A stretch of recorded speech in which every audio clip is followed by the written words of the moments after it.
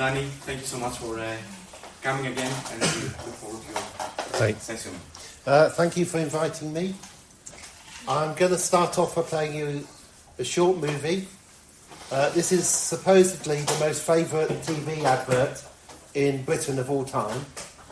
It was broadcast in 1973, when I'm the only person in this room, I'm sure, who was around in 1973 to actually see it. But this is to set the scene from what I'm going to show you. The director of this advert was Ridley Scott. Do any of you know any films Ridley Scott?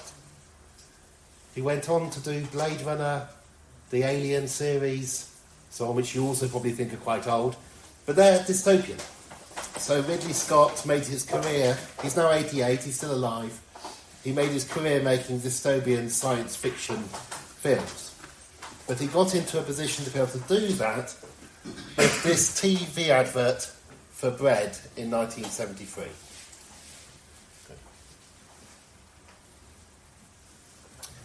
Filmed in Dorset, which is a county in England, in the south of England.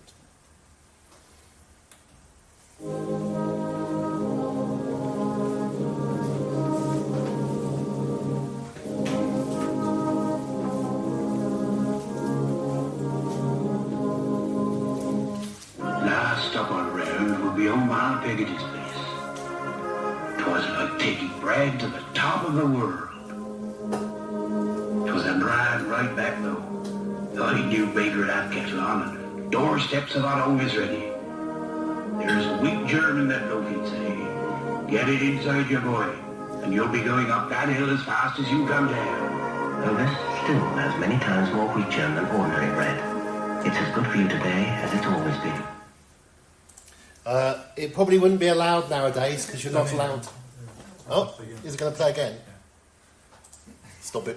Because you're not allowed to make medical claims in adverts that wheat germ is necessarily that good for you or not. But what I want you to do is to think about why was that the most popular advert in the country that I'm from? Voted over the years by people. There's nothing that special about the advert, although it was very carefully filmed and done. There's a lot about nostalgia, but also possibly something about the year 1973 and people's memories of that time. Because in the 1970s, we had in the UK full employment, essentially almost full employment, unemployment rate of about 2%. If you didn't like your job, you could tell your boss to shove it, say a swear word to him, he would almost certainly be a man, and you would almost certainly be a man, because it wasn't utopic. Men were mainly working, and women were mainly housewives of a certain age. But you could tell your boss to shove it. You could buy a house with a mortgage in your 20s, or get state housing. I was a child in 1973. All my friends had what we call security of tenure. That means there was no chance of anybody being made homeless unless their parents failed to pay the mortgage. And it was easy to pay a mortgage because you could get another job if you didn't like your job, full employment. Or they failed to pay the rent. And it was easy, relatively easy to pay the rent, because the rents for almost everybody who was renting were social rents of council houses, of state housing. There was almost no private housing sector, no private rents. House prices were historically low. The situation in general was good. You often won't hear this about the 1970s. Accounts about the 1970s tend to say how it was a terrible decade when people went on strike, as if strikes were a very bad thing. In fact, the strikes were far, far lower than the peak before, which was the 1920s. They'll say it's an era of inflation, which it was for some, but wages went up as fast as inflation for most people. So there wasn't actually a cost of living crisis in the 1970s. It was very bad for the rich, because the value of their wealth shrank as inflation rose.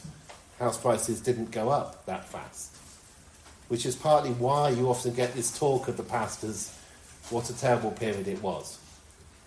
But when asked to vote on adverts, most people in Britain vote that advert from 1973 about child labour. That's a young boy on that bike. They voted an advert about child labour as their most favourite advert of all time. There is a slight structure to what I'm going to tell you, but essentially, most importantly, I'm going to stop in 45 minutes so that we can have a break and then start again. I've got a load of pictures. They're mainly to prompt me.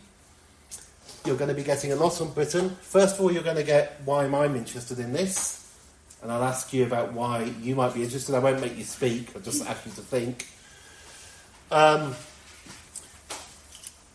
excuse for talking about Britain, apart from it's what I've written most of my books about, is I think it's fair to claim that Britain is the poster child for inequality in Europe.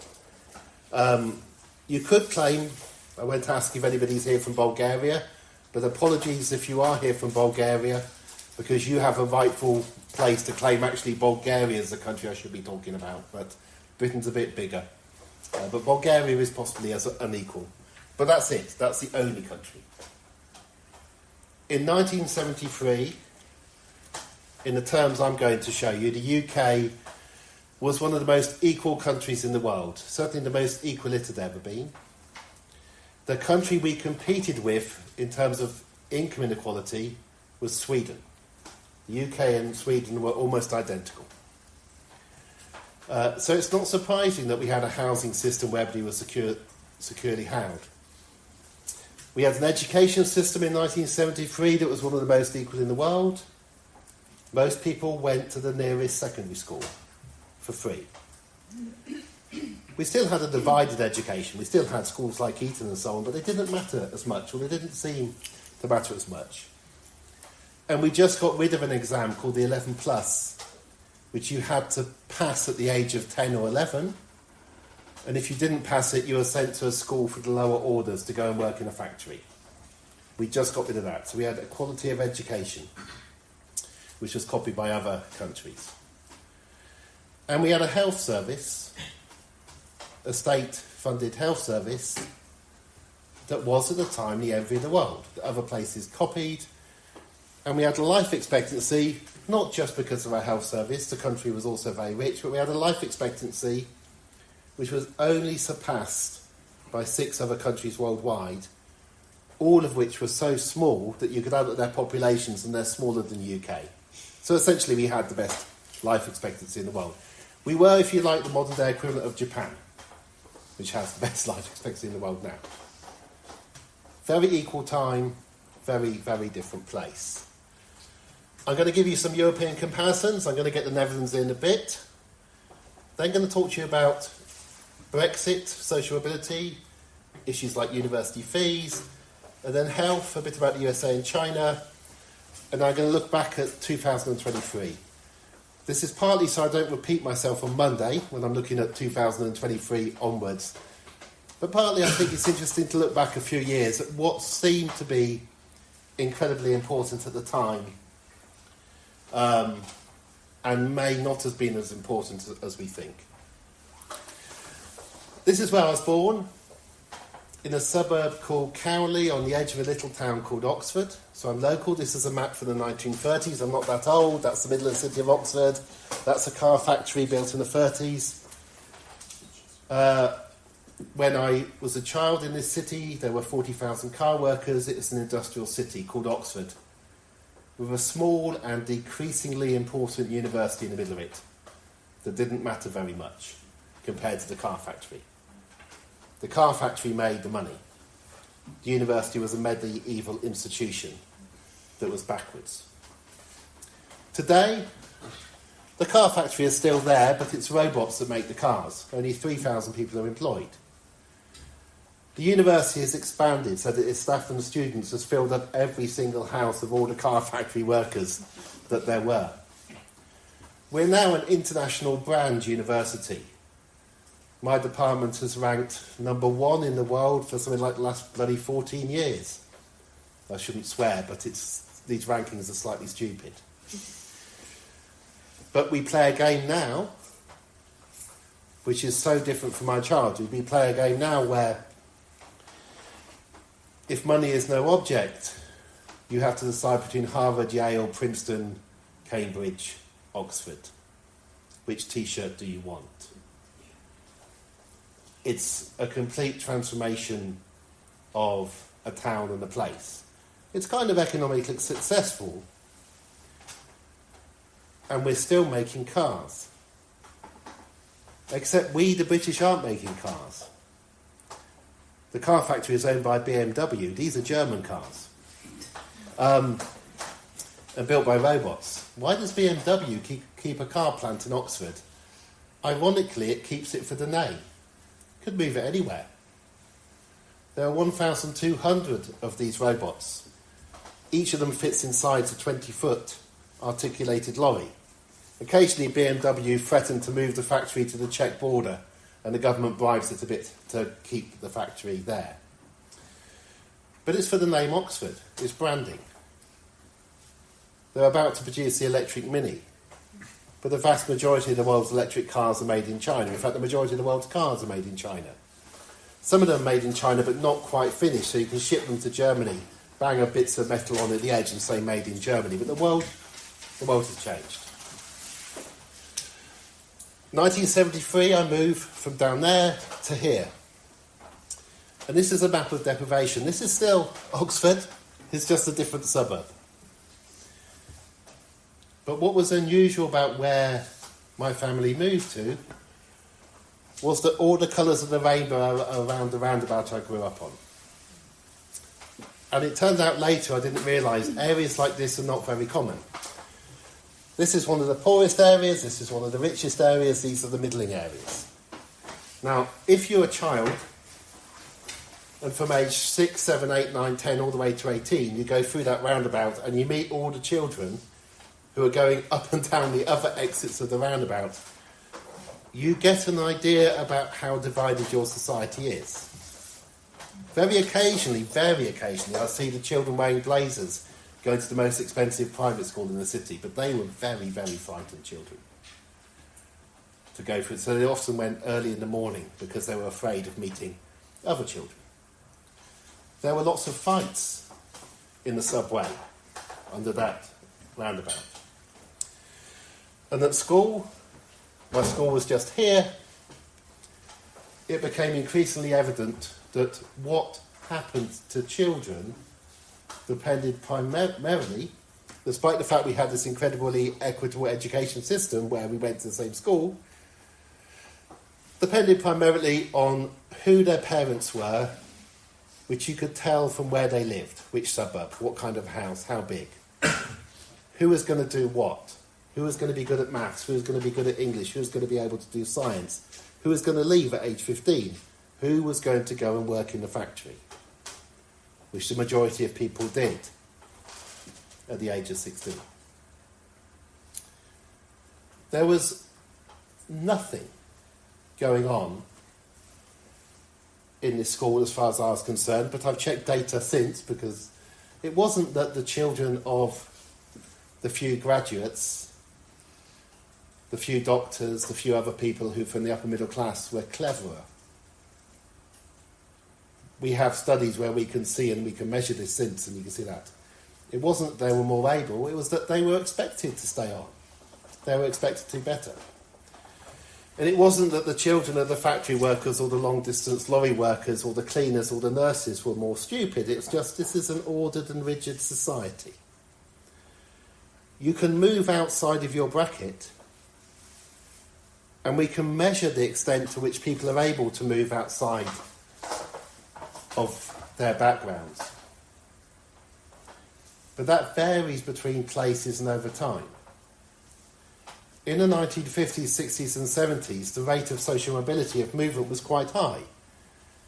Your parents' occupations didn't matter as much for what you went to go and do, partly because there was a requirement for more people to do jobs where they were literate, where they were numerate.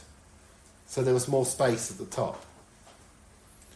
But in my era, I left school in 1986, most people left in 1984, that was abruptly coming to an end. The space at the top was going. I'll try and show you why. And I'm saying this, and maybe saying it too slowly, because I want you to think about the village or city or suburb where you grew up and the school you went to, and how much of the reason you're sitting here in this lecture theatre is because you worked hard, or because it was simply expected of you to be here. Or in fact, for some of you, you may not be supposed to be here. There might be somebody in this room who's supposed to be in Harvard or Princeton, but they're here because they were ill on the day of an exam. And there's probably somebody who wasn't expected to be here, and it's a bit of a shock that you're here and your family think you're slightly strange. And when you go home at Christmas, they'll wonder why you're using long words. But most of you, unless there's something very strange going on in this room, most of you will be very close to the average of actually fulfilling what a regression model would have predicted you're going to do from birth, irrespective of your own hard work or your own laziness. But we're taught it's all about us. And we're given exam results that say it's all about you. I'm going to not get through all these slides, so they're propped. This is a measure called the Gini coefficient of income inequality. There are many different inequalities that matter. There are inequalities between men and women. But if we're to measure, again in this room, the advantage or disadvantage of being male or female, it is for your generation, and hopefully probably will be, an order or 2 orders of magnitude less important than income. The women in this room are probably going to live longer. Depending on how the Netherlands go, might possibly be paid more than the men by age 30. We'll certainly be harassed more, we'll suffer more in other ways. You can say a whole load about gender inequality, but it's an order of magnitude less important in terms of things like how likely you are to die, what kind of housing you're going to have, whether you're going to go hungry or not, as compared to income. And we could go through all the other inequalities, but I won't, partly because I don't want to really upset somebody who thinks a particular inequality is really, really, really important. This is in terms of the ones that life and death matters. So income inequality, Gini coefficient down at 25-24, in the UK in the 70s, goes up and up and up in the 80s. This was Margaret Thatcher, this is neoliberalism. Mass unemployment of 3 million people at this point, mainly people of your age. It was youth mass unemployment. And then we get this. After housing costs is after you've taken away what people have to pay to house themselves. Almost everybody has to pay to house themselves, so it's the better measure is the top one. And it's flat. It's been flat since the 1990s. Numerous different governments, different political parties, but really high inequality. This is another measure of it, it's just the same. That's zooming in, telling you it's flat. So when I teach students in the UK who were born around about here, they have no idea of this past. They can't have any idea. In fact, increasingly, their parents don't know. It's always been like this. This is just how it is. In the UK, 10% of people get 40% of all income. 90% of people live on 60%. In a sense, 90% of people are living in the country with 60% of the GDP of the UK. The poorest fifth of people in the UK, on average, are now poorer than the poorest fifth in most of Eastern Europe, which is quite an achievement. But that's what high inequality gets you. High and sustained. It's a little like high blood pressure, though, because it isn't the same. When you've had it for year after year after year, other things happen. Your wealth inequalities get wider and wider and wider because the people who are getting the money can afford to save it. And you get used to it. Here's a few more countries. This is Finland, this is Germany, this is Canada. These things do change. This is stopping about 2018. Since then, Canada's come right down and is actually playing a game of being next to Sweden at the moment, which no wonder Donald Trump doesn't like Canada. Although I don't think Donald Trump would understand what a Gini coefficient is at all. And I suspect it would be utterly impossible to explain to Donald what a Gini coefficient is. You can just Google it if you want to know. It's a measure of spread and inequality. And then the UK measures up there. Going back to that advert, because we've got Dorset in the middle. What you see really depends on the context that you live in and grow up in. So I now live in a relatively rich city, although actually Oxford's the second most unequal city in the UK. Cambridge annoyingly beats us. But on a measure, I think it's wrong.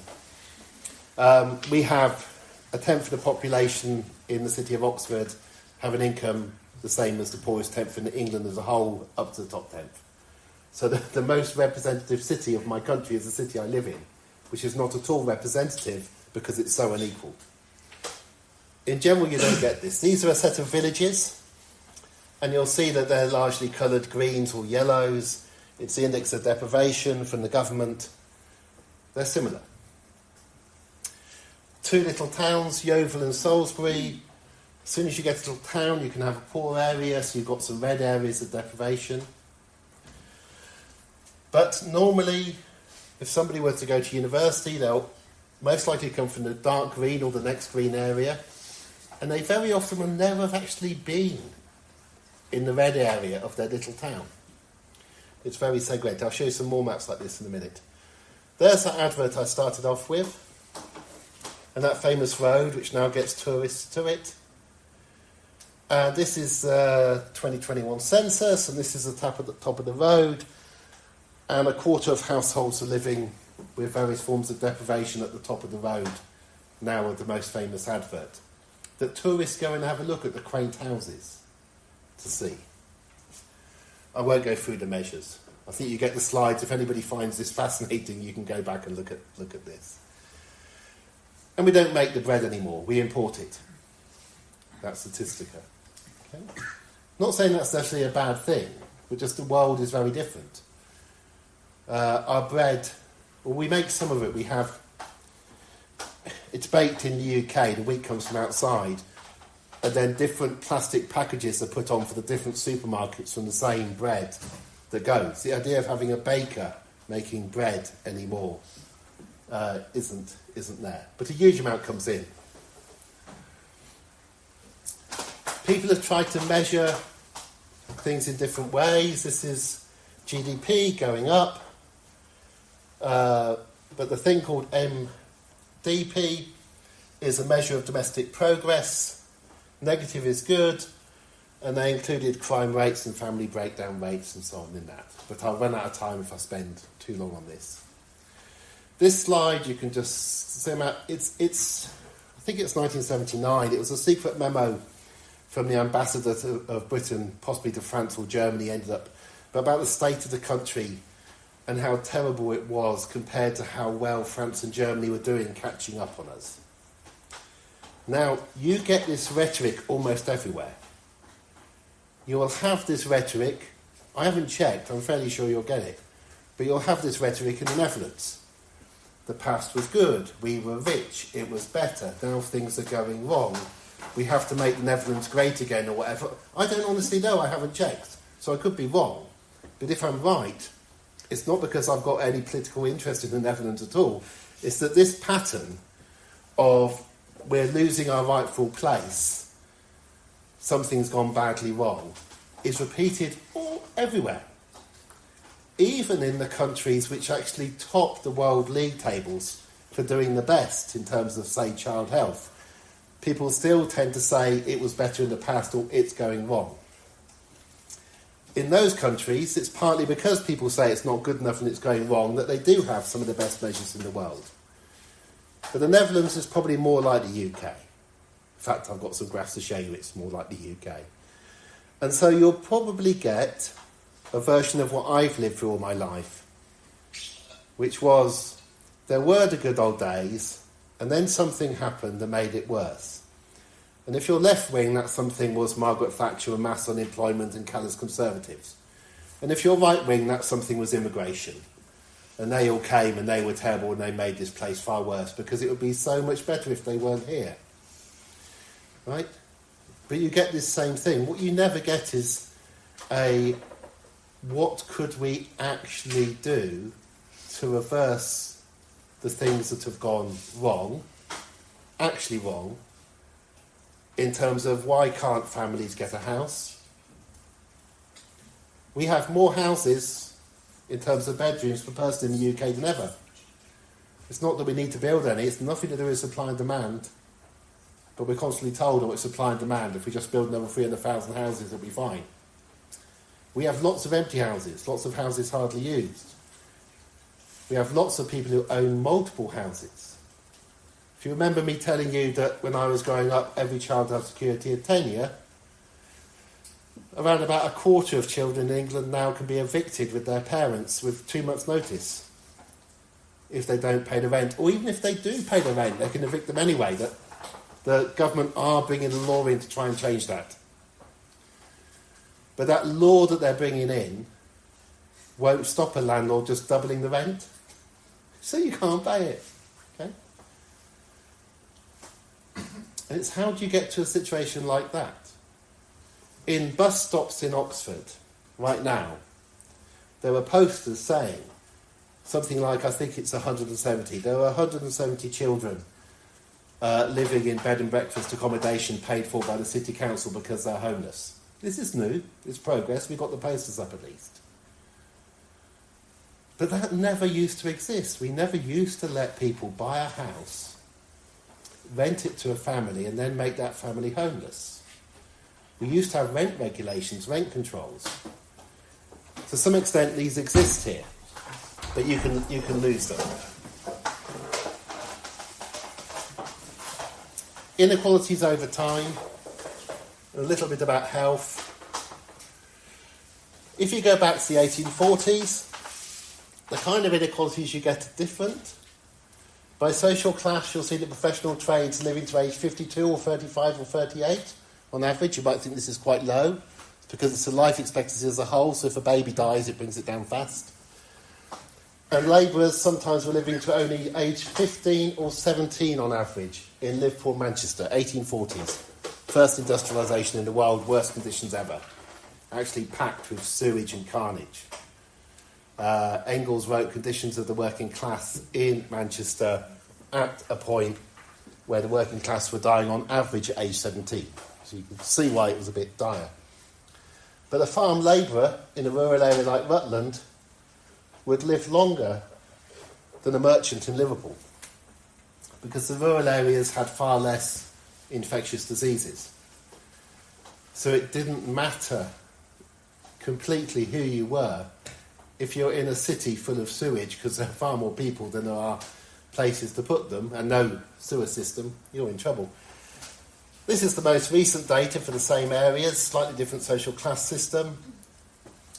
A woman living in that rural area of a high social class had a chance of dying between age 16 and 74 of 46 per 100,000 people. That's the lowest. A working class man in Manchester was 22 times more likely to die than her each year.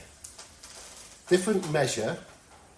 Life expectancies are higher, but a 22-fold difference in chances of dying is quite dramatic. And as a society becomes more unequal, you can get these kind of statistics. What kind of things happen? This is public sector employment going down. So this is teachers and doctors and nurses and people who take away the rubbish. I'm going to show you some comparisons for Europe. Now, we've got about a quarter of an hour to go. You've seen too many of these. This is public spending as a proportion of GDP.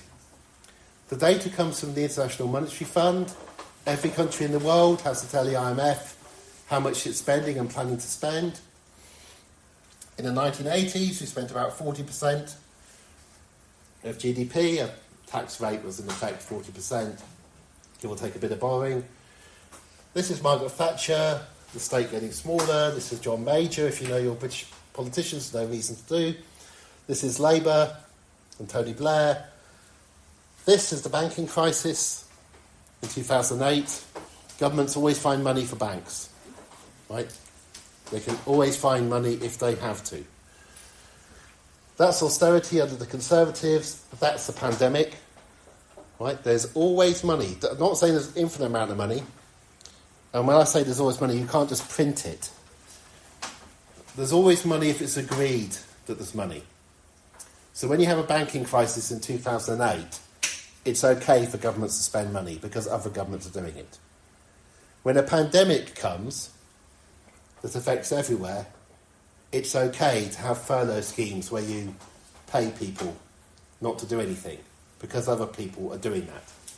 But if you decide you want to do that on your own as a government, you could be in trouble. And then down to there. Now you'll notice that over time it's increased slightly. So the rate of taxation and the rate of public spending has increased slightly.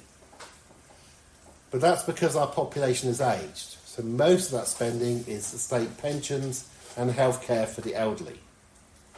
And the irony is it's mostly the elderly who've been voting for austerity and for less government spending. But the government doesn't cut back spending on the elderly because the elderly vote for the government. If we put in the other large countries of Europe, so this is France, Italy, Germany and Spain, you'll see that the UK is down there at the bottom, at the top is France. And that difference is about 15%. So it's 6 of 4 money. Right? You can run economies on huge differences. This is several national health services. Germany spends about €1 billion a week more on its health services than the UK, $1 billion. Germany's in the middle. Italy is just above, heading downwards. Spain is just above the UK. I think this graph is one of the simplest ways of seeing differences across Europe. 15 countries. The Netherlands is a thin orange line. So just along Spain, not that different from the UK. Oh, this includes spending on arms, by the way, that's public spending. And the UK likes spending money on weapons, nuclear weapons, lots of weapons. So real public spending is a bit lower. The Netherlands doesn't have nuclear weapons, so you save some money. But you'll see the COVID spending, you'll see the banking crisis, and you'll see that way back in the 90s it was higher. And so on. Only 2 countries have been lower than the UK since the 80s. They're Greece and Spain. And they're the 2 countries, along with Portugal, which were most obviously not very democratic in the past.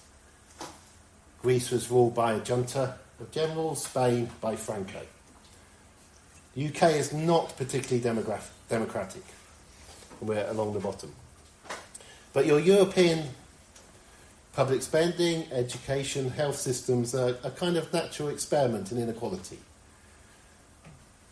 The countries that are taxing and spending most tend to be the most equal countries. The countries that tax and spend at least are the most unequal. Let's skip that. I think Demetrius sent round about a book called 7 Children. So, and luckily I have one slide from 7 Children in here, so just to give you an idea.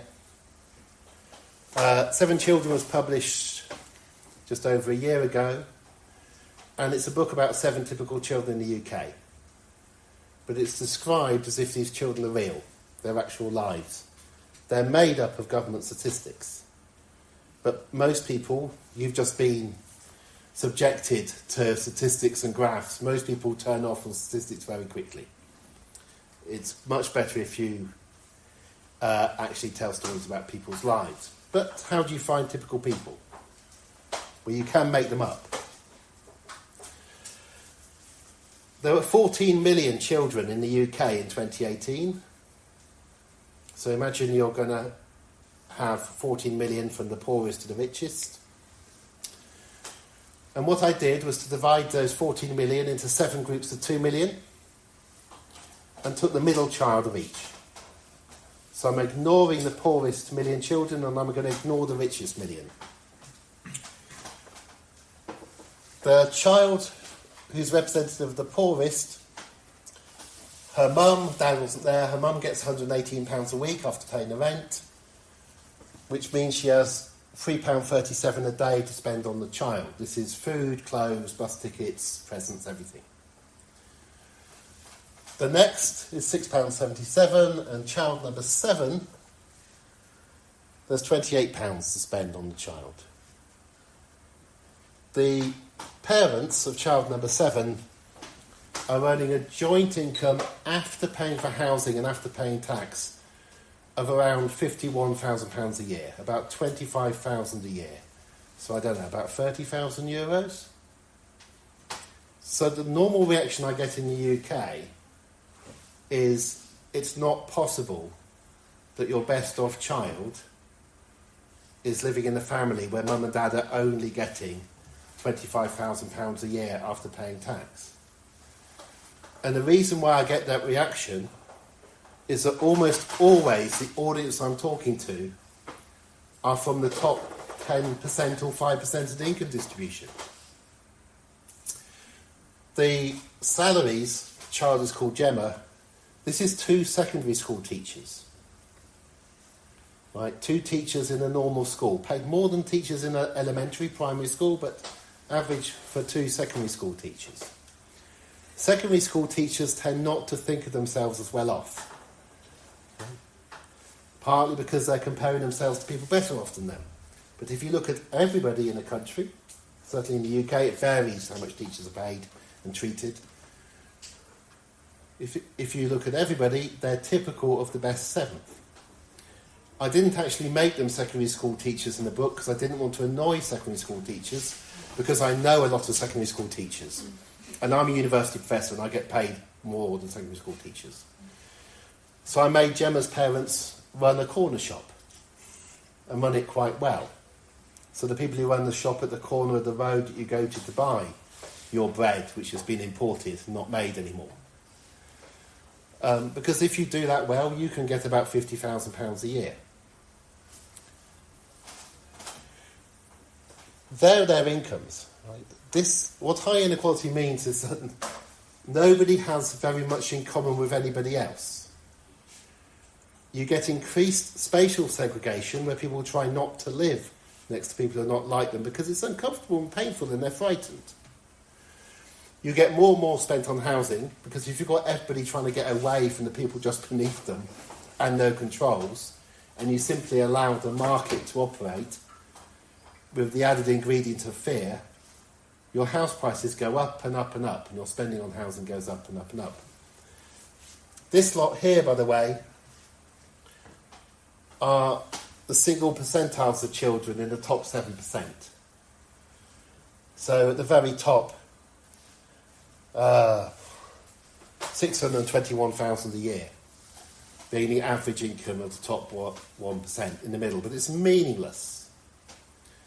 We used to have a Prime Minister called Boris Johnson, and this was the kind of income that Boris Johnson would get when he was not Prime Minister. When he was Prime Minister, he had to drop down to about $175,000 a year, which is typical of the next 2%. So these are huge differences. You can see them for children just by looking at the celebrity Instagram accounts, until their personal security officers stop them doing that and doing pictures of themselves.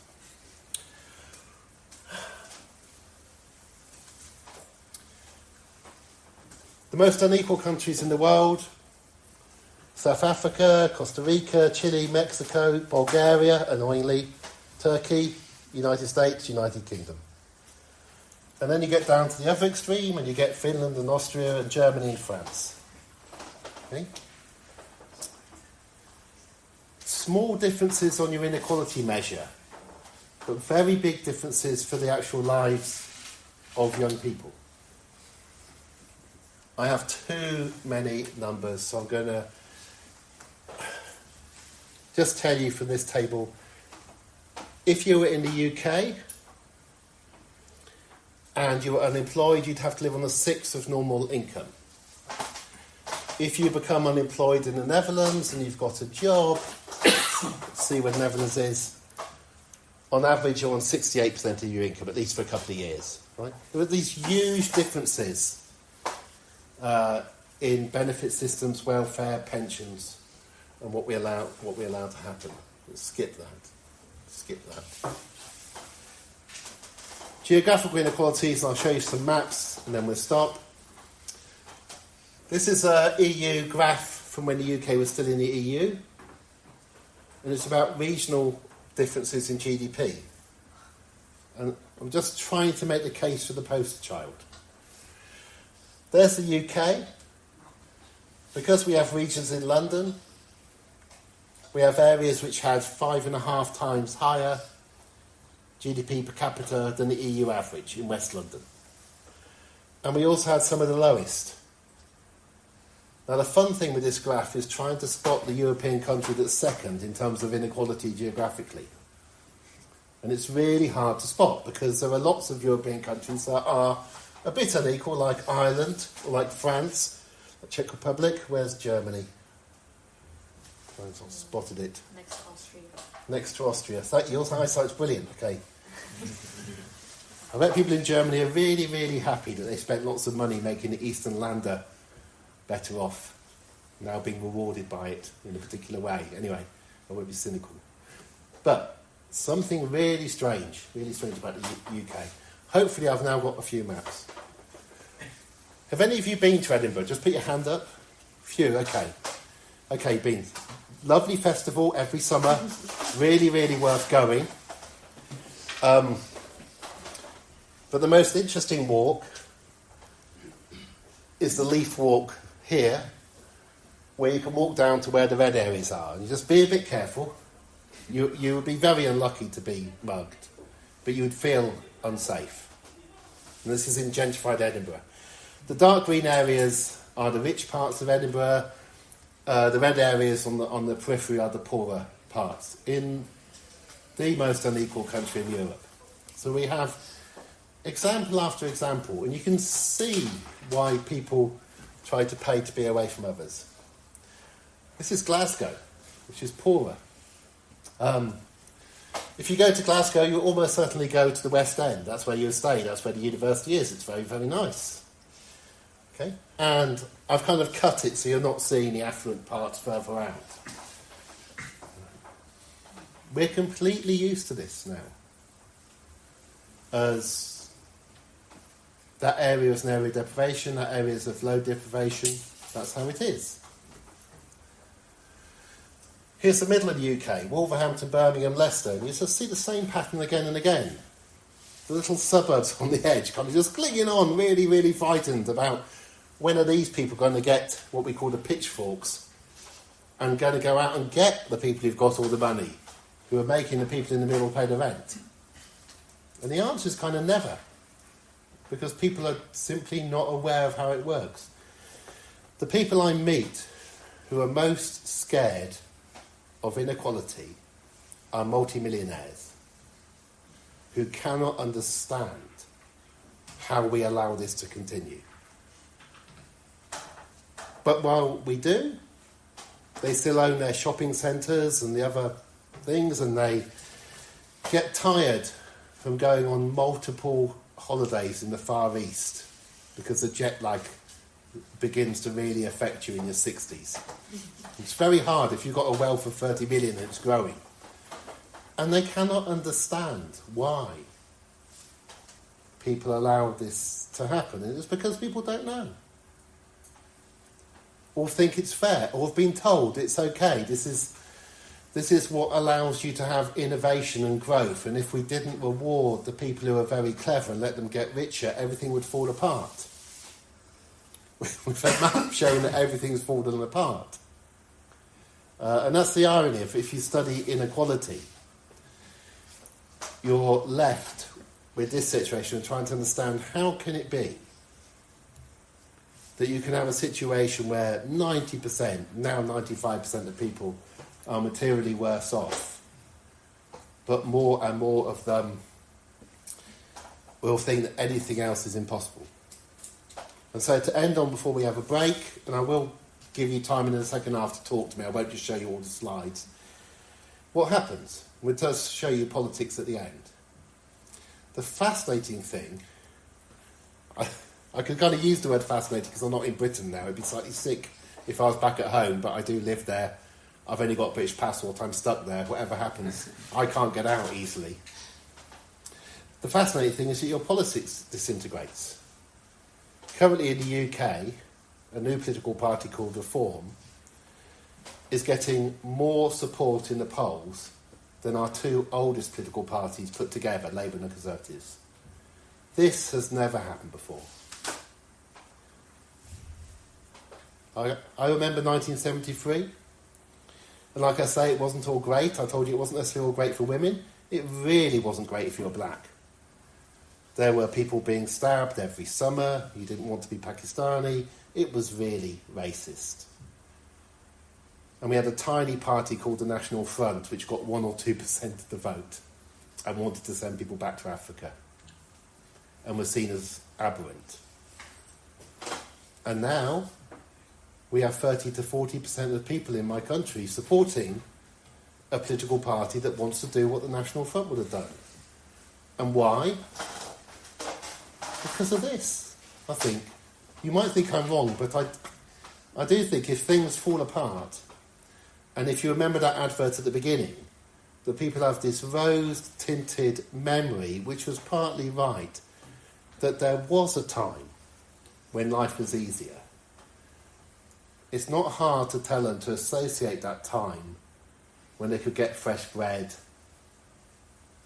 and they were stably housed and things were good. It's not hard to tell people, well, what has changed is we've let some other people in.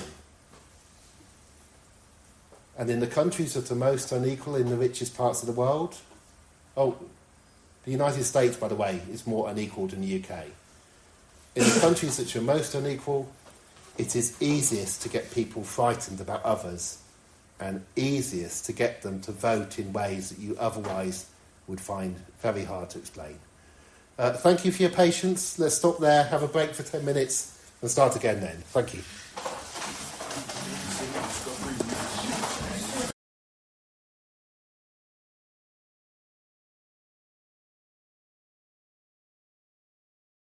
Absolute equality in terms of how many drinks everyone Put you off it. Drink inequalities are interesting.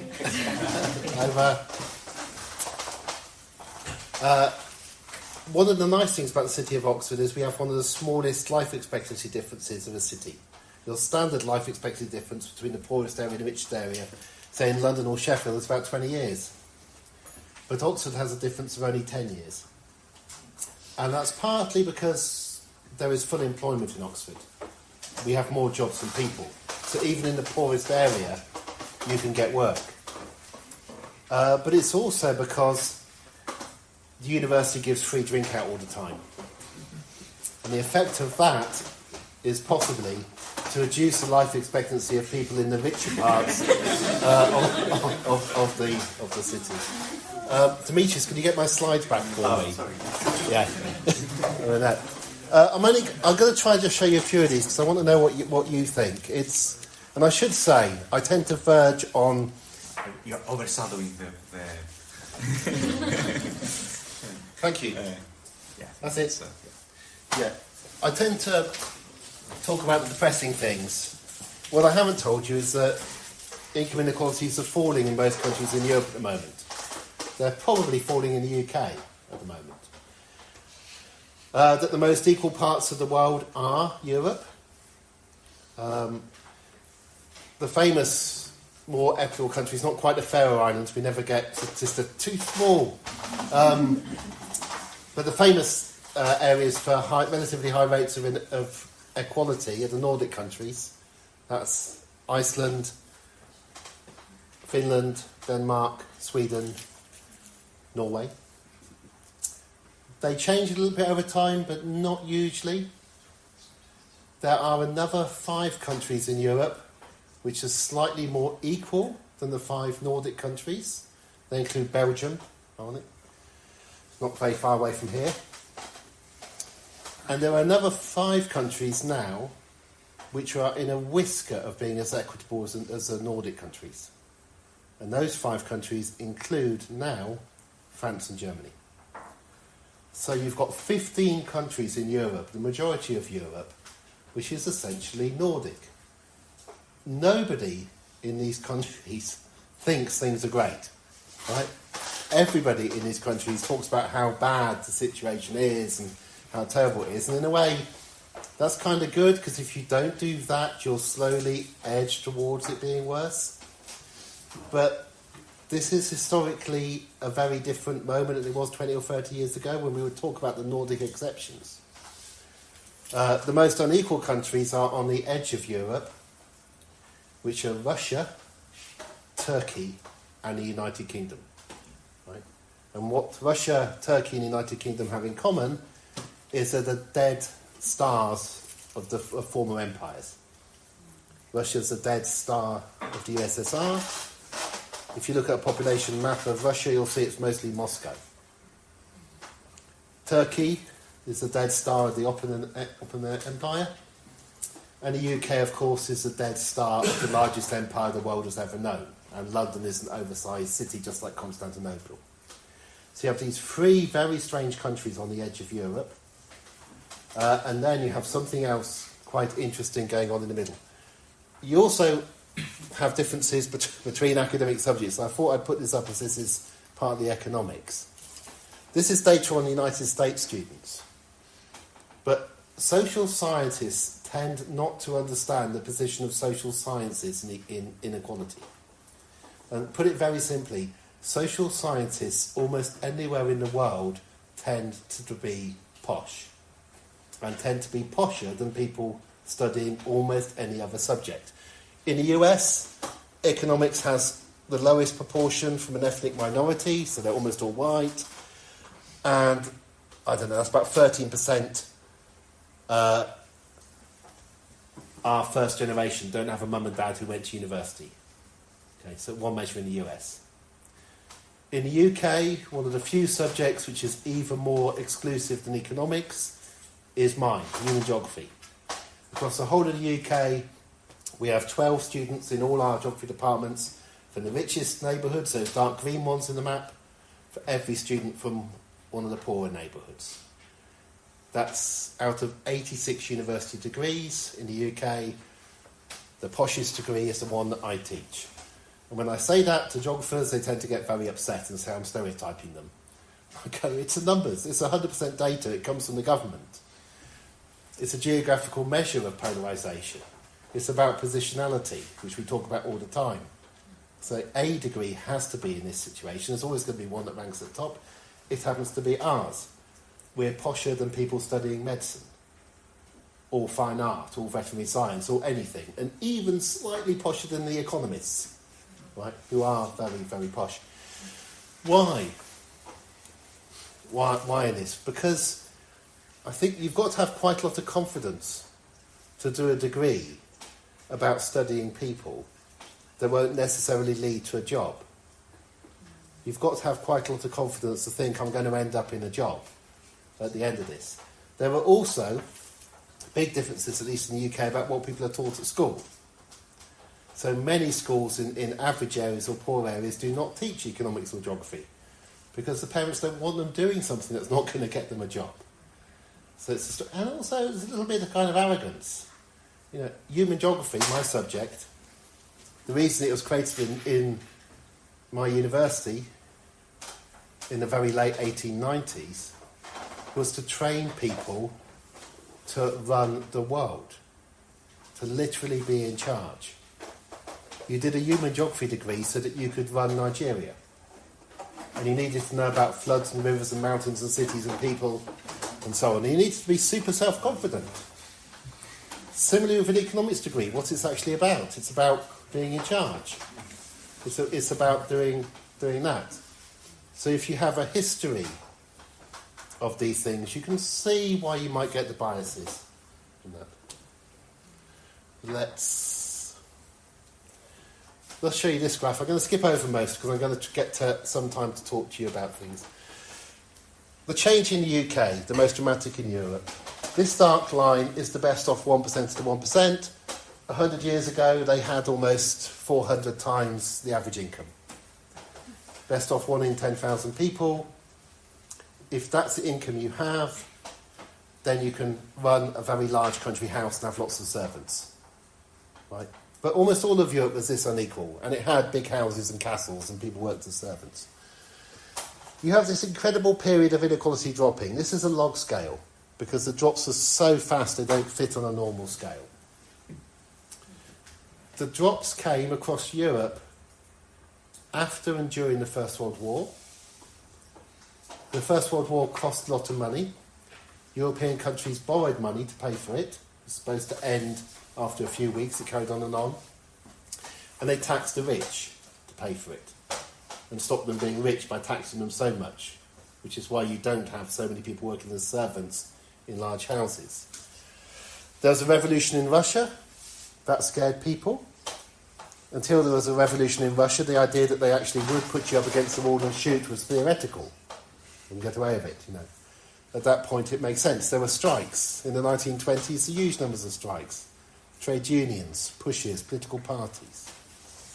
And then another war, which cost lots of money. But also, and this is the Second World War, reduced the credibility of the people in charge.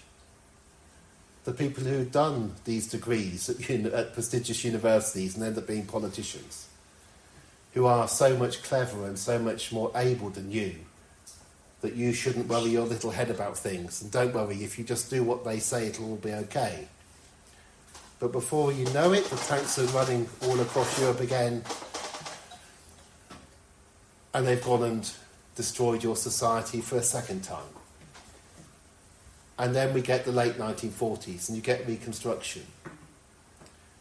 And what you get in the countries which were on the losing side of that war, a complete reorganisation. Germany split in half by the invading forces. Japan is invaded by the United States, who replace the aristocracy with something far more equal. In fact, take the land off the aristocracy and make Japan incredibly equal. But all the countries that were not on the losing side of the war but were invaded, they tend to not replace their government with people from the families of the previous governments. It's because they haven't done very well. The one place which, of course, wasn't invaded much, apart from the Channel Islands, was the UK, which might partly help explain why we end up in this situation.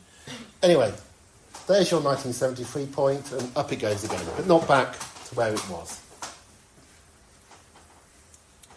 I've got too many of these. Let's stop. University fees. Incredible differences in university fees around the world. A lot of people get really annoyed at me saying that the ones in England are higher than the United States. But lots of people in the US go to what's called community college and get a degree that takes 2 years and costs less. So you'll see the differences. We're currently at about $12,000, I think £9,700 a year for undergraduate fees. They're going up. They could be listed. Overseas fees can be £20,000, £30,000, £40,000. Because if you believe in a free market, you shouldn't have any capping and any controls at all in this. Now, most of Europe has some control about fees. So you have to go down to Italy and Spain before you get some idea. This is an utterly different idea about how to treat people and what to do and how you run things. Let's skip that. I'm getting bored of my slides about Britain, and I'm sure you are.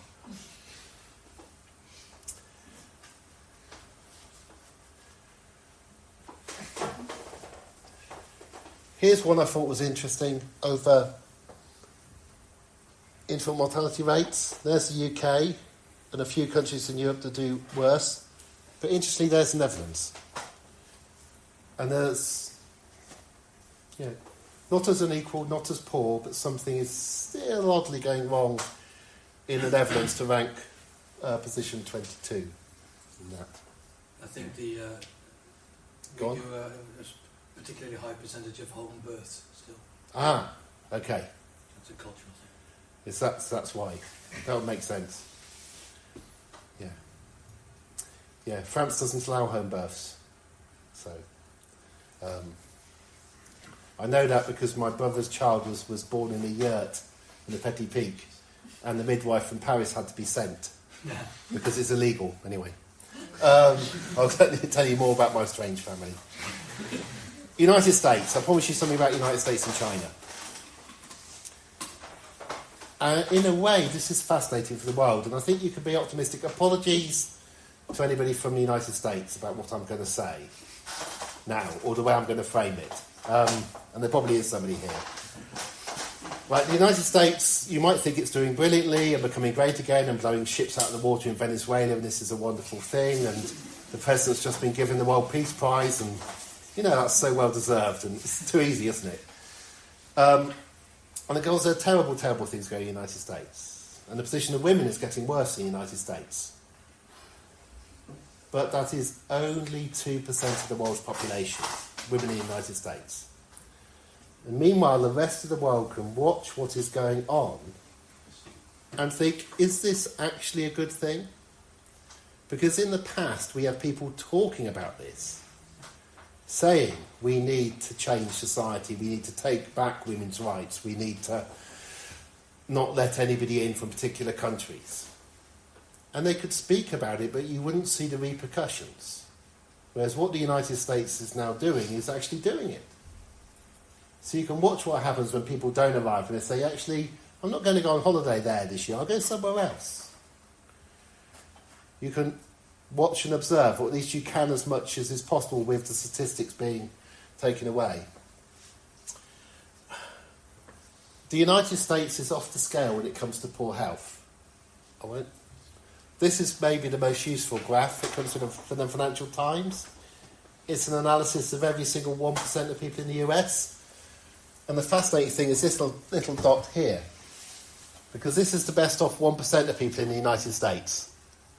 Right? And they're living on average to about 85 years old.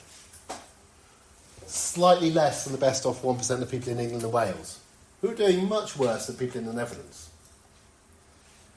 This top 1% of people in the US are the richest people on Earth, the richest people that have ever been on Earth. Most of the United States is in recession, in terms of most people are living in areas where the GDP is falling. But the concentration of wealth in just a few parts and income in a few parts of the United States, with the AI bubble growing is such that the GDP growth is around 3% of the US as a whole, despite most people doing worse.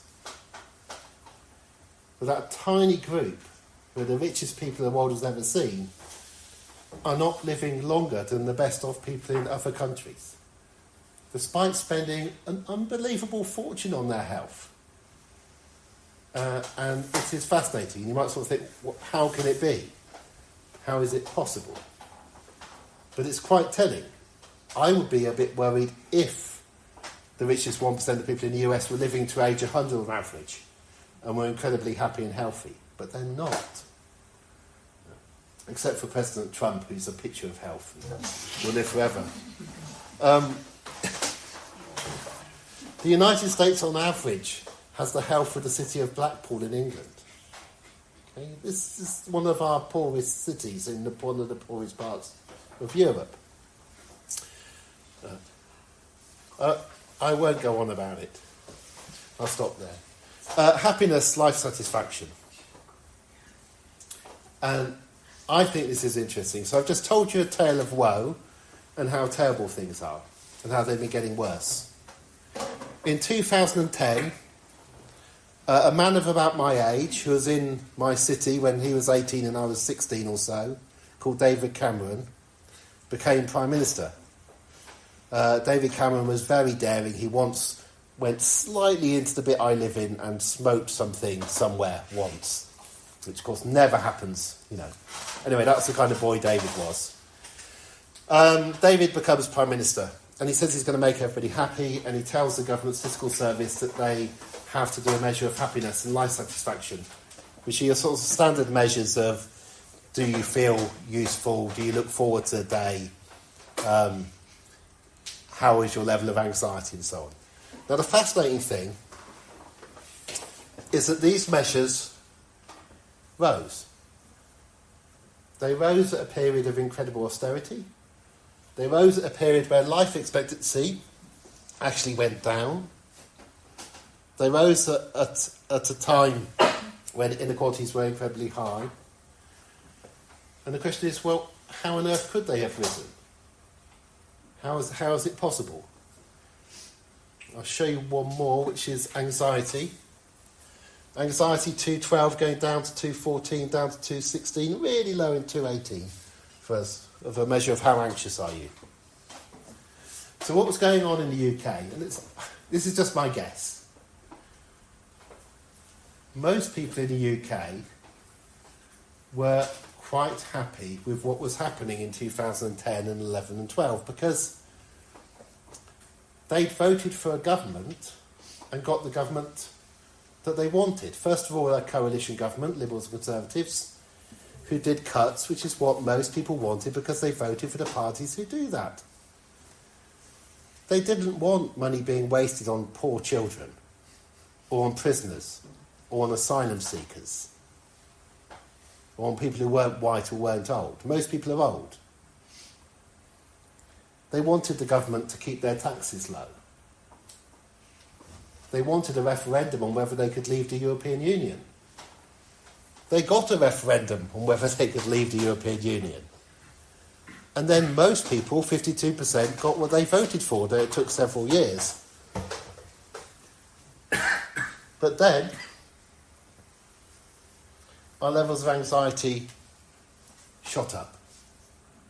And they shot up, that dark area is the pandemic, but they shot up just before the pandemic began because Boris Johnson became Prime Minister.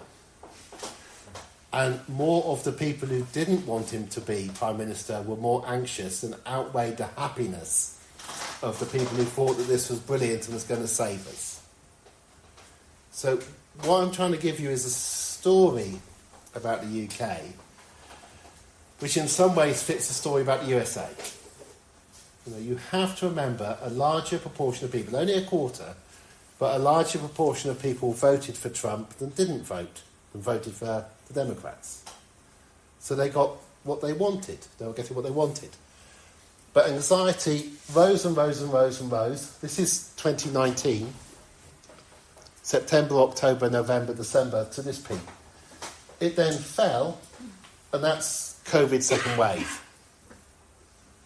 The second wave of COVID, when we realised that this disease was not going away and it's going to carry on and we're going to get lockdowns for longer and longer, just beat Boris Johnson as causing a peak in anxiety in the country. Go on. Isn't this also when we actually left the EU? Because this is when the withdrawal agreement was finalised and we actually started realising that it wasn't going to be good for the country after all?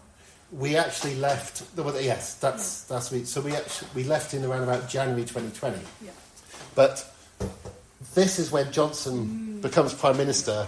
He probes parliaments so they can't stop. He sacks 20 to 30 Conservative MPs. And yes, so that's the anxiety of realising we're losing. Yeah, we're doomed. Yeah, and that's really big. Before then, everything else going on wasn't net, this is a net measure, causing greater anxiety.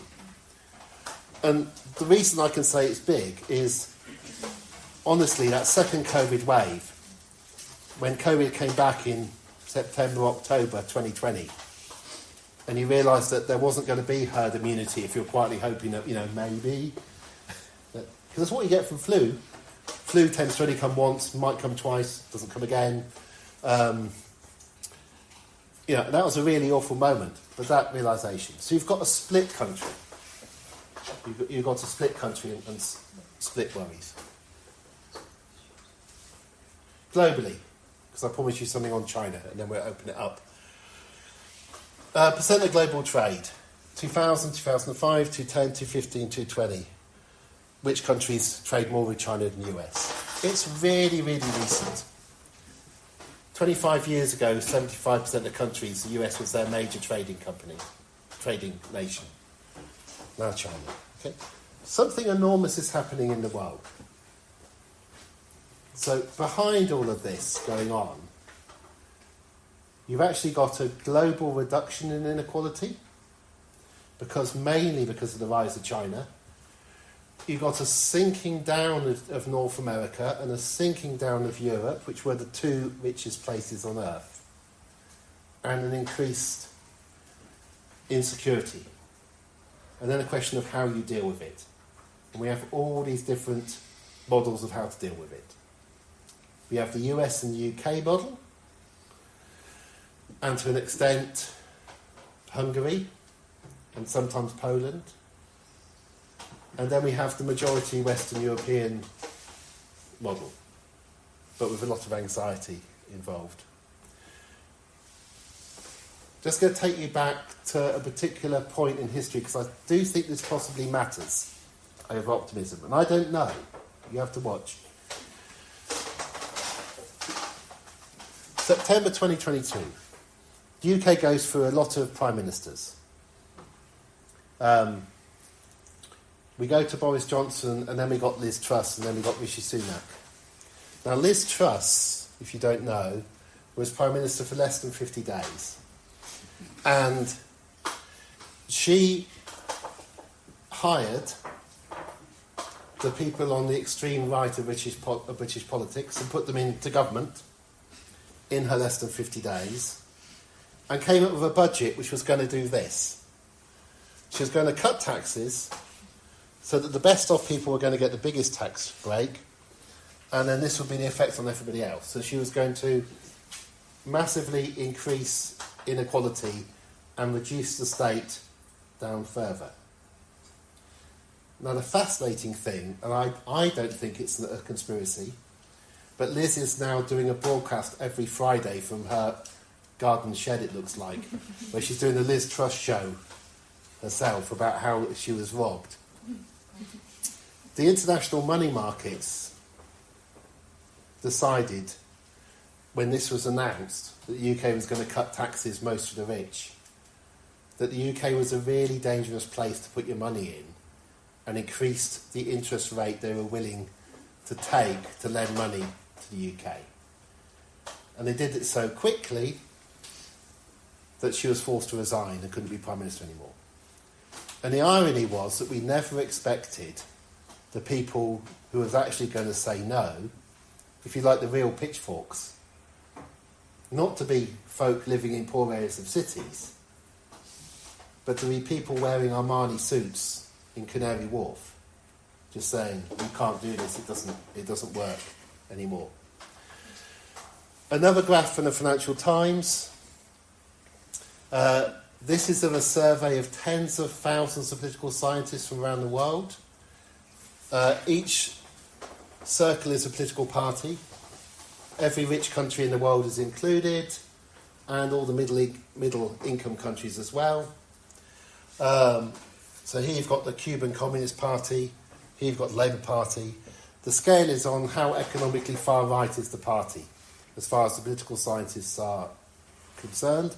And again, it's a bit like human geography having to be somebody's going to be on the edge. A political party had to be on the edge, but it was the British Conservative Party at the time of Liz Truss. Came out from the survey as being the most economically right-wing in terms of policy. So it's a bizarre situation to have been in. But it does at least tell you what happens if you are in that situation.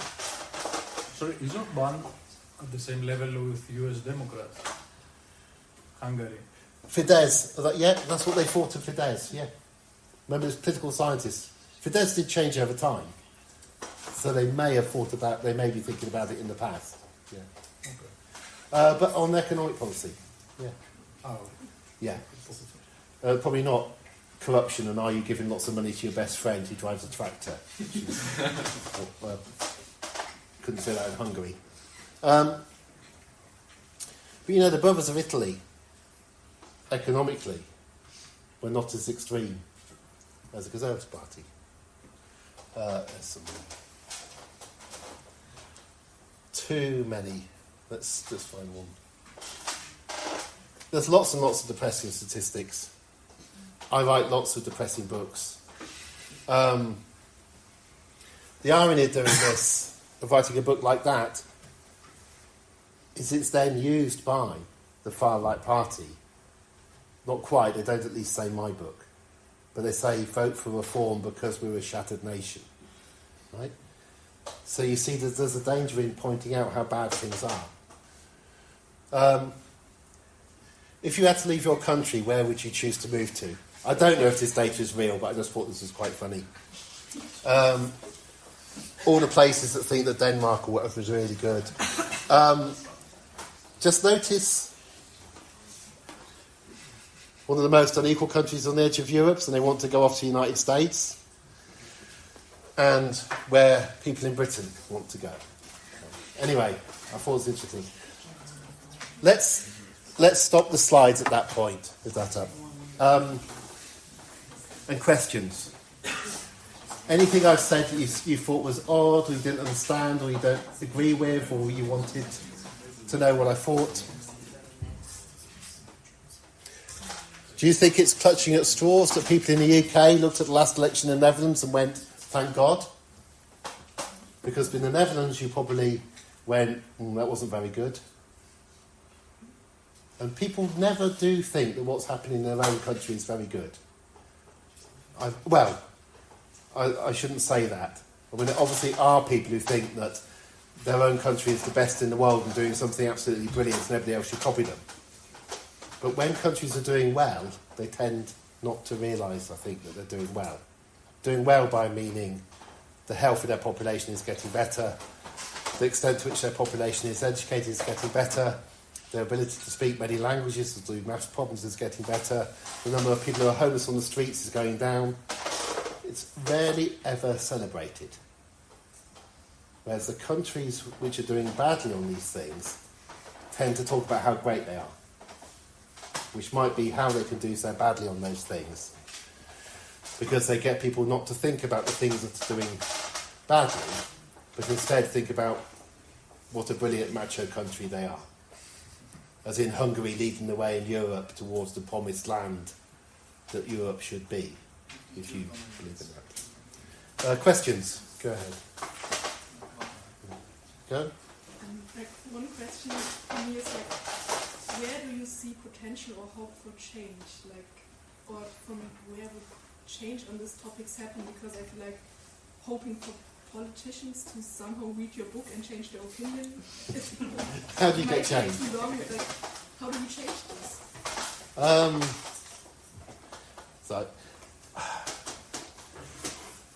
You should never think you write a book. Well, only 1 in 3,000 people in the world ever gets to write a book.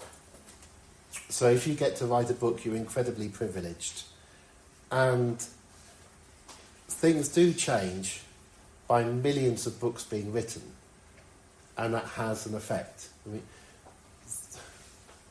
things are changing all the time. None of these graphs are stable. No place doesn't alter. There are always good things happening as well as bad. We tend to concentrate on the bad. But an easy way to know that the bad isn't as bad as you think it is that if you just took the newspaper headlines of the past and went forward, you think we'd be utterly obliterated by now. We tend to report the rise of every extremist party. Golden Dawn in Greece and so on. Lots of newspaper reports. When Golden Dawn collapsed in Greece, only a fraction of the reports about it collapsing. So I think you definitely get change, and it can't be that change is happening completely in a vacuum. And writing books helps. The reason I'm smiling is there was one politician who did read my book, who last week was labelled as most likely to take over from Keir Starmer. So my book could actually be read by the person who could become Prime Minister. But she's unusual. And she might not be brilliant, and she may well not take over from Keir Starmer. But I live on a small island, and I'm fairly old. the change, I mean, there's probably somebody in this room who thinks that this is a brilliant example of far left indoctrination of that's what universities do. But in a sense, that is partly what universities do. You know, we do try and explain how things work and how we think we work, having spent a long time looking at them.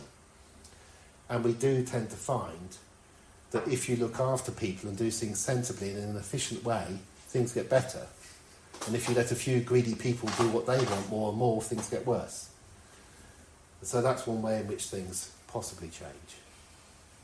I don't think it's futile, but I don't think any individual should think they've got some great right to have a huge effect.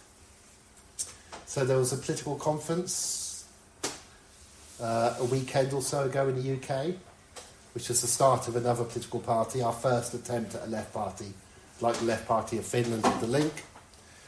And I watched the reporting of the political conference on social media, which isn't necessarily a good thing to do. And what I found hilarious was so many people I know, around about my age, who were incensed that they were not allowed to get up on stage and give their speech because they had such a great thing to say. And it doesn't work like that.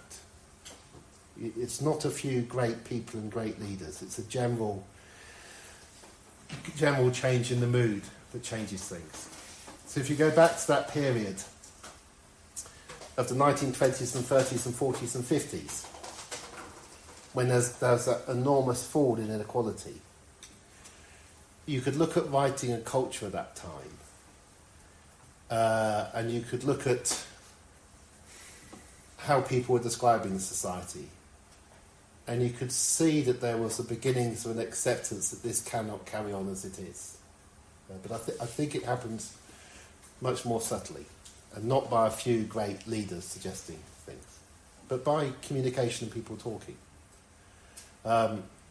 The famous example for men given about the First World War was that men often ended up meeting men of a very different social class in the trenches. It wasn't just the upper class behind and the working class at the front. The First World War was such a mess that you often ended up wounded next to somebody else who you'd never ever meet. And that interaction had an effect on people. Whatever is happening now, in terms of the politics that I'm for, which is green and left, is having a dramatically bigger effect on young women than young men. We don't quite know why that is, but that's certainly happening. So across Europe, under the age of 24, the changes in the polling are quite stark. And the number of people who think that a few billionaires are really useful isn't very high. Or a last example, I promise I'll do questions shorter. Climate change. Without people publishing and saying, this is what's happening, this is how it's occurring, we would have no idea and there'd be no worries at all.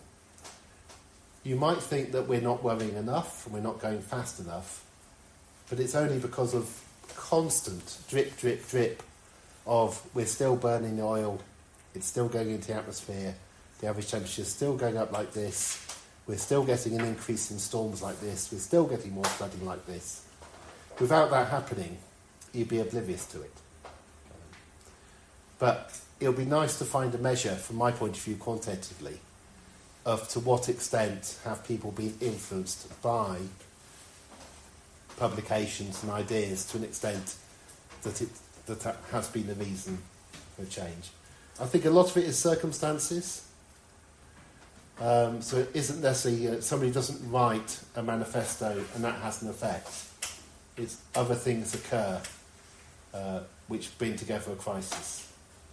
And then out of that crisis, you can actually get things that are positive, not necessarily negative. That was not an easy question.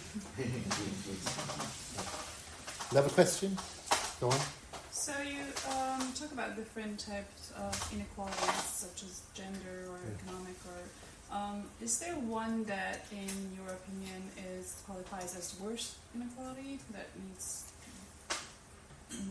most attention at the moment, especially in Europe?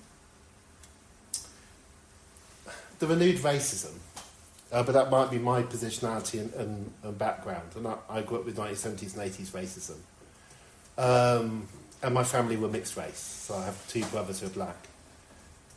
So, watching the idiocy of the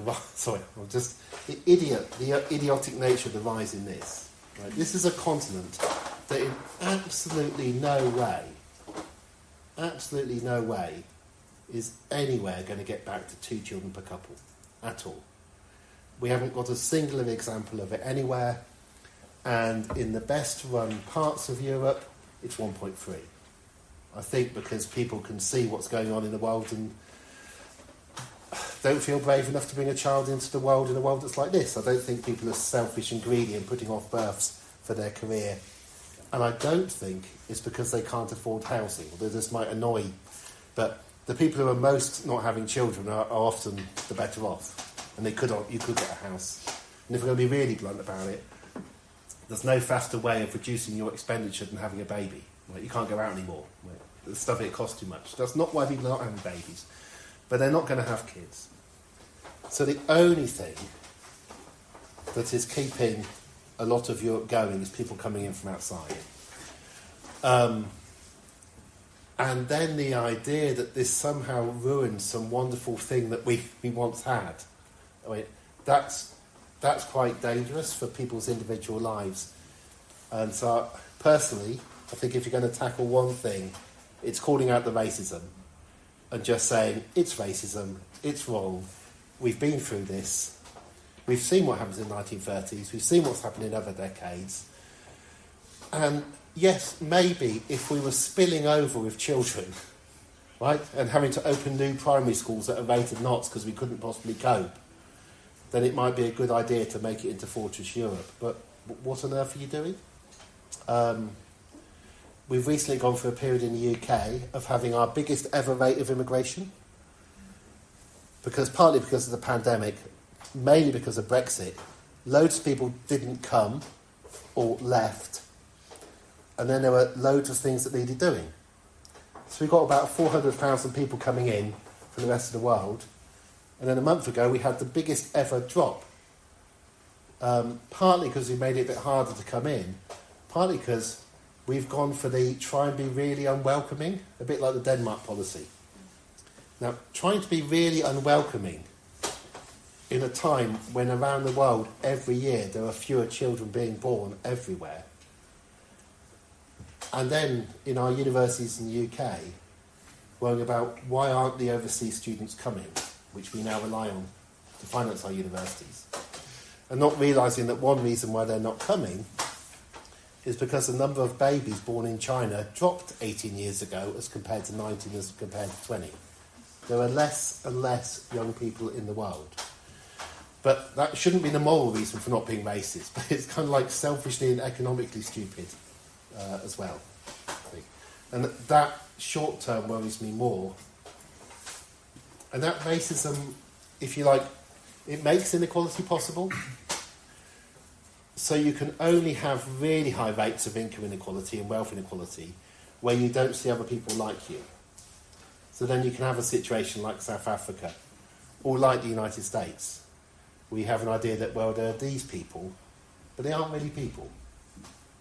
They're not the same people as me with my special white skin. Yeah? And that allows you to sustain that. And that the worst examples in the world are where people don't see other people as people, and allows incredible inequalities to occur.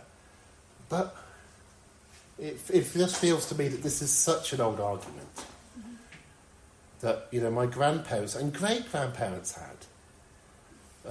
But I don't agree with pandering to it. I don't agree with saying we must understand how it feels to be white and feel under pressure.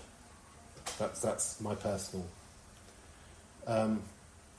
partly because if I was giving this talk in Oxford, and it was a public talk, I'd begin it by asking people, can you put your hands up if you're born in the city? Can you put your hand up if you're born in the county? And almost nobody would put their hand up, because my home city has been swamped by immigration, mainly of English people, rich English people, but almost all the families I grew up with have had to leave the city. So, and you can get annoyed about that. But, you know, it's not the worst thing that ever happened, but this idea that, I don't know, a way of life has changed. But I partly feel about this because, you know, I can remember people in the 70s saying how terrible it was that there were people from the Caribbean. And, yeah, at some point you just have to learn to do it. So that's the one. Okay. When it's successful is where you have what were perceived ethnic differences that go. And the only way they go is when people are paid the same. So there used to be, and still is slightly, but used to be more an idea that there were different races in Japan. Different races of different Japanese people under feudalism. Now there's still a little bit of some people, but in general that's not seen as an issue. Partly because you can't maintain racial differences as existing when people actually mix and when they mix economically. The most extreme example in the world, my favourite one, but it's quite some time ago, is a country entirely made up of former slaves and slave owners. Haiti. What? Haiti. No, because the slave owners largely left and were killed. But they're like Haiti, but successful, not. And it's an island. You can tell who's slaves from the green eyes. Iceland. Okay? So, and nobody says in Iceland, oh, you know, because the mixing was so long ago, you can't maintain ethnic and racial differences without financial differences. They don't carry on. But when you have financial differences, you find another phenotypal thing about somebody where you say you're different. And it's not that people end up all looking the same. You know, what's quite interesting is that people can mix, but then you get people looking differently again in different generations. But what matters changes. So 200 years ago, your looks would be really important to make you posh in my country. But do you know why? What is it about you that would give you away as being aristocracy? Good guess. I'm slightly exaggerating. So you could stay, you wouldn't have to go to America. About your phenotype. My white skin, I don't know. Your hair. My hair. Norman, dark. Okay, from the aristocracy. Not blonde or light from the peasant stock. The poor had to go and emigrate much more, and so a disproportionate number of people who left the UK were blonde, got all the way to California, and then, I know I'm simplifying this too much, blonde becomes the signal of wealth and beauty, but it was the signal of you don't touch that person because they're peasant stock. Right? It changes over time, what the key features of people are. But you don't have these features. You don't go, we're going to pick you out, if you don't have these economic inequalities. Another question? We've got time for one last question. If anybody's got one. I promise to really go ahead. If it's not that relevant, how do you think about the relationship between the social mobility and the social inequality? Do they parallel or they contract? Social mobility and social inequality. Yeah. It's just now you mentioned that there's less. It's a really, really, really close relationship. Yeah. And I won't find it, but I did have one graph which has Netherlands on, but I won't find it now. That was the end. It's really close. So the most unequal countries have the lowest social mobility. And it's to be measured, but for a really, really obvious reason. In my country, I'm in the top 10%. We're taking 40% of everything, 4 times the average wage. Do I want my children not to be in the top 10%? Of course you want your children to have at least what you have, not necessarily be richer. So the effort that people go to in an unequal country just to make sure their children have what they have is enormous. We have in the UK the highest spending on private schools in all of Europe. That's 7% of people going, but 35% of our costs. Almost entirely not to mix with other people, but to get higher grades, to try and get a higher paid job at the end. And it's an incredible form of segregation. And then for not going to private schools, it's segregation by can you afford a house in the most expensive area of the city, so your children, again, go to school with the children most likely to do that. Now, in the more equal countries of Europe, of which the epitome is Finland, the differences between schools are so small that it doesn't matter where you live, so the house price differences fall, you go to the nearest school, and children do generally well. But most importantly, your children can then do what they want. Right? They don't have to go and work in finance or become an economist or become a consultant. They can actually be free to do a lot or wider set of things.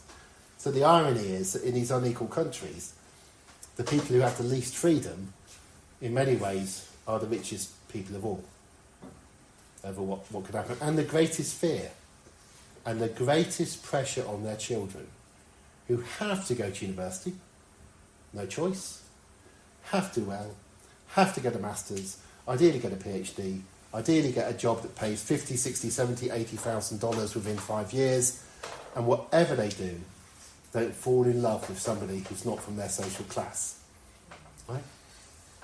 Because that's embarrassing, and what happens then? You know, and it's, in a way it's good.